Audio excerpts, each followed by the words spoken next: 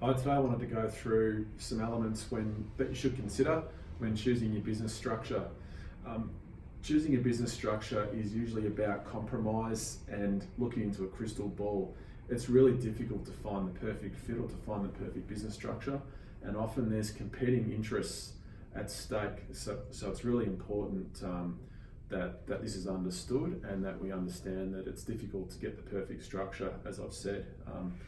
And often as well, looking into that crystal ball, we really need to start with the end in mind. So it's not just about what's the structure look like now, and what is my business entity, for example, going to look like, my business going to look like right now. It's also important to think about what it's going to look like in 5 years, 10 years time, however long you're going to have it for, and who then you may be selling the business entity to or the assets to, and how they're going to be sold. So it's important to be thinking with that end in mind. And the other main factor also is a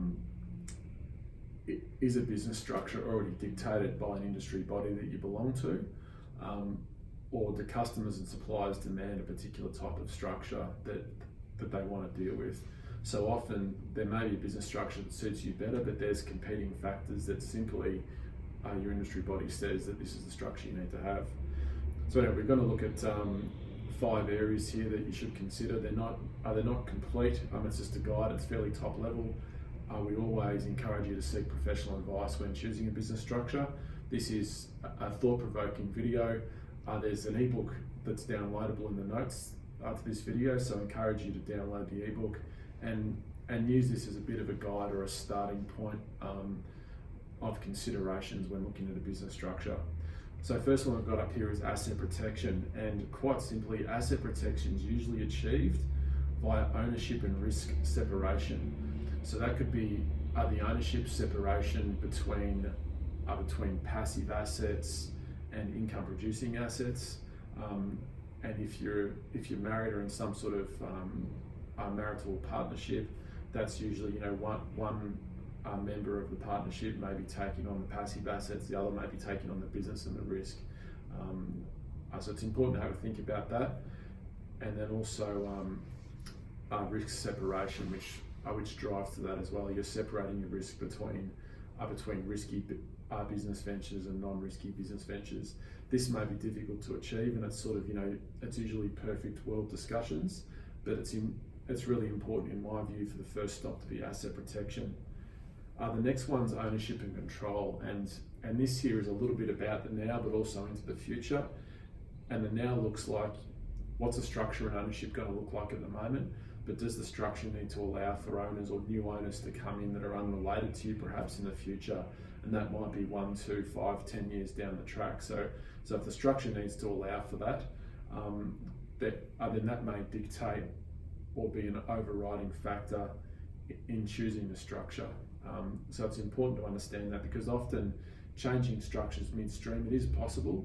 And when I say changing structures, it may be that you start in a family trust and then you move into a company in 5 years' time because you've got your business has changed and evolved, you want to bring new owners in, etc. But that can be costly. It can be doable, but it can be costly, and it may not at that point be the perfect structure for you. Whereas if you had to set it up to start with, it may have been a lot better. So ownership and control is really important. Does the structure also need to allow for the separation between control and ownership? Can they be separate? Next thing we look at is income tax planning. Now you may think that's the first thing, but often that's not one of the first things we look at.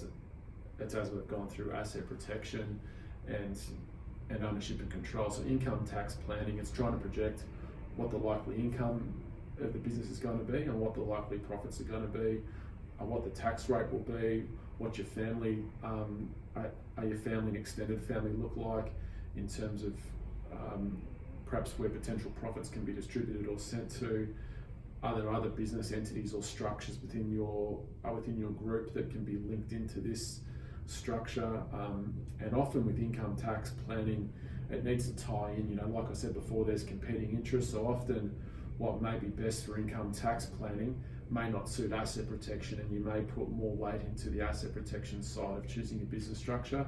So you go with a structure that's not as good for income tax planning, but it's going to give you a better a better level of income tax planning, better level of asset protection, for example, or it may allow for future ownership changes, which doesn't tie in that well with income tax planning. But it's a very, very important element to consider.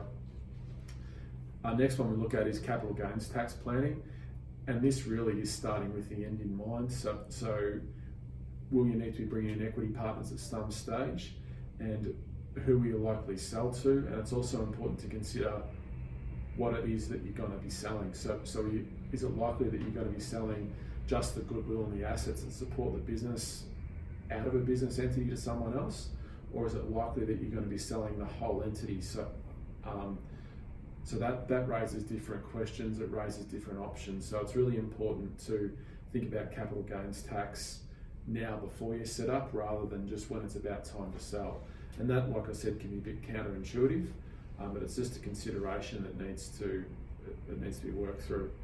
And the last item we've got here is the costs, and that's the cost associated with setting up the entity. It's the cost associated with running, or I guess administering the entity, and the ease with which you can do that. And then it's also likely winding up costs. So I hope you've enjoyed this. Encourage you to download the ebook that's in the notes, and by no means is this a complete guide. It really needs to be applied to your particular circumstances. So I encourage you to seek professional advice, either through us or through somebody else that's able to give that advice. I hope you've enjoyed the video. Thank you.